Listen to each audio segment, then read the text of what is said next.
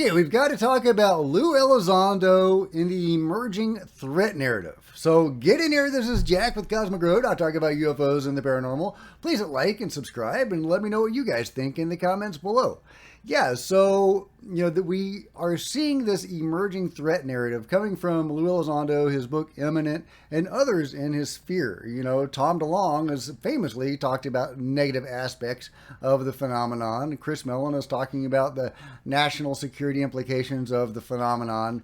And so on. And, when you read Imminent, you might find, like me, that, Lou's take on the phenomenon is very negative. He talks over and over again about negative consequences of interactions with the UFO phenomenon. And I think this is really unfortunate. Now, I don't blame Lou for that. He's coming at it from an intelligence and defense point of view.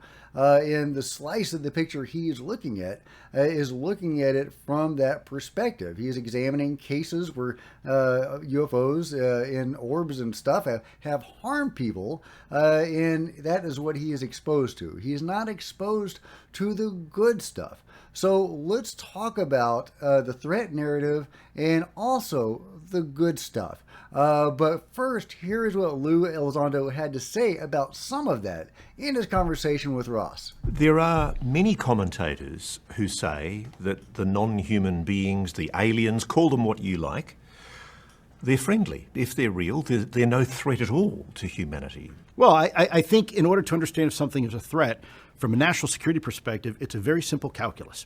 It's capabilities versus intent.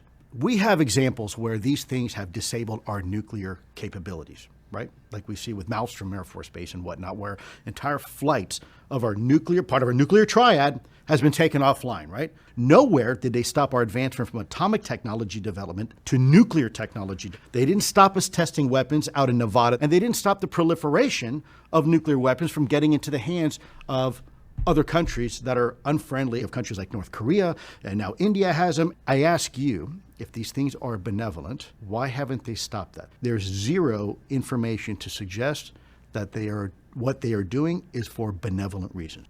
Well, but there are, Lou. There are reasons to suggest that many of them are benevolent and that much of the phenomenon itself is benevolent. According to the Edgar Mitchell Foundation, that did a survey of experiencers, 8 out of 10 long-term experiencers had a favorable view of their experiences, even though those experiences may have included very negative elements, such as Whitley Strieber and many others have described. But Whitley Strieber and those other 8 out of 10 people have an overall favorable view of their experiences and of the phenomenon itself.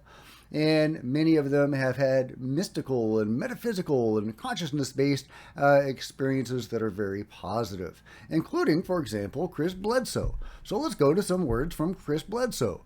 He says, all you need to do is humble yourself before the heavens.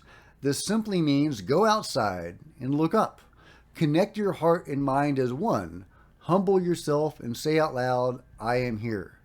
It is not more complicated than that. God, the universe, whatever you want to call it, did not make it difficult to connect. You don't have to follow some set of formal instructions, learning fancy words and acronyms to experience the phenomena.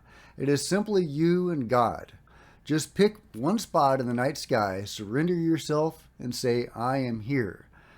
I think that's a beautiful message from Chris, and in large part very true from my experience.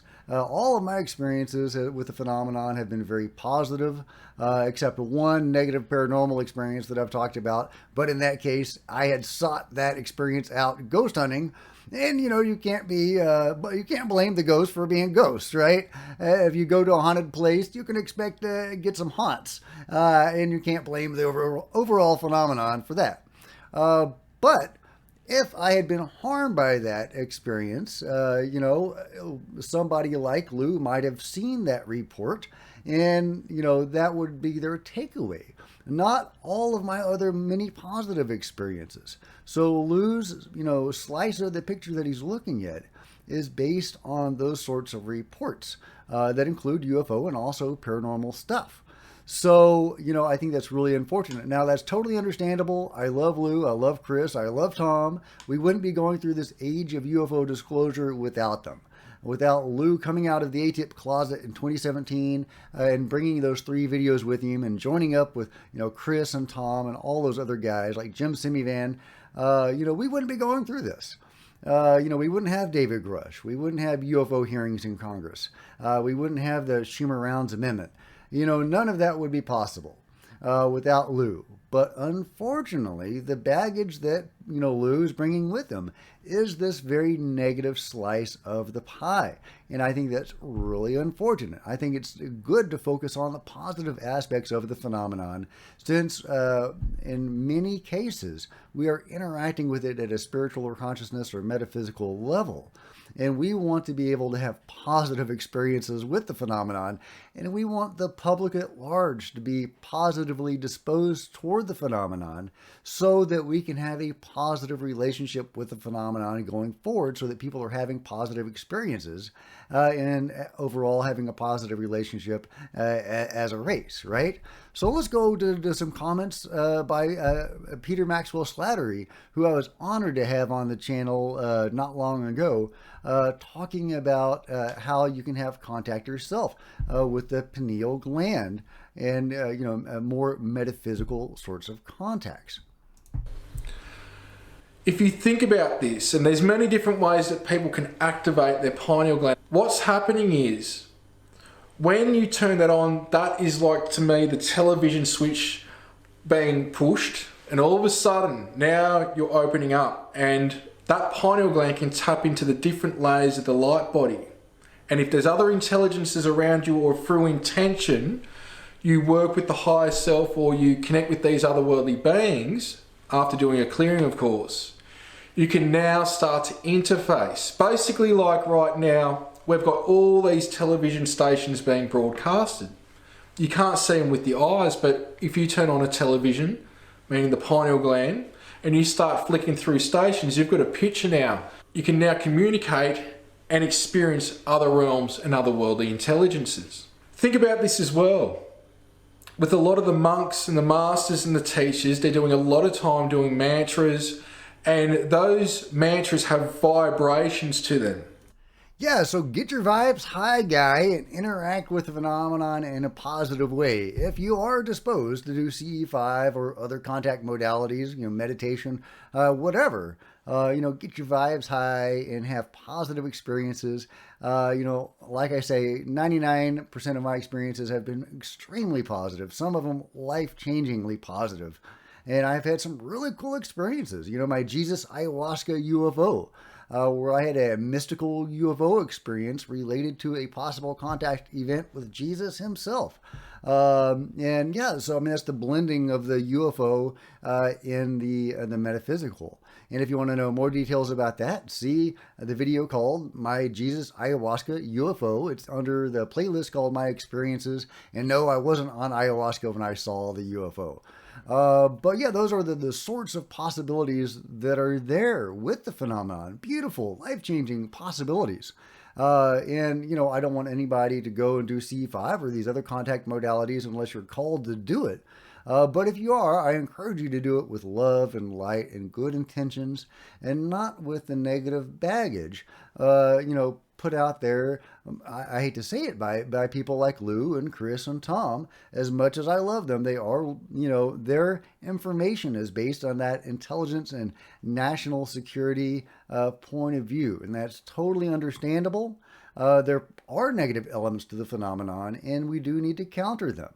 Now, I don't think they're a threat to humanity. If they wanted to wipe us out, they could have done that a long time ago, instead of waiting until now when maybe we can reverse engineer some technology and fight back a little bit, maybe, theoretically. We are shooting at them, so some element of that is going on, but I think that's because we've had help with that technology, and we may be involved in some sort of cosmic conflict between different cosmic powers, and we probably don't want to be involved in that cosmic conflict, especially if the people leading that charge have this negative mentality. And yeah, so it's unfortunate that that's the direction that things are going, but more and more people are talking about this national security threat situation. in gearing the public to have negative experiences and an overall negative relationship with the phenomenon. And I think that's really unhelpful. And I would almost rather us not have UFO disclosure than have negative UFO disclosure.